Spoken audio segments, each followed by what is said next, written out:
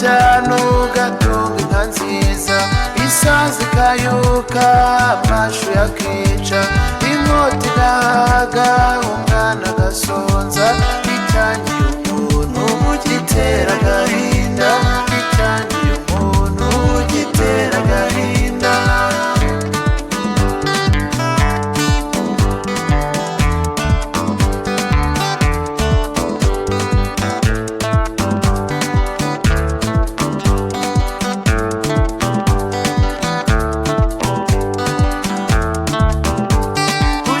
Kubikunze ibyago bikaza, wabyara nk'abantu karerera bishi, Imana itakwimye igonga rikanga, icyangiye umuntu gitera agahinda.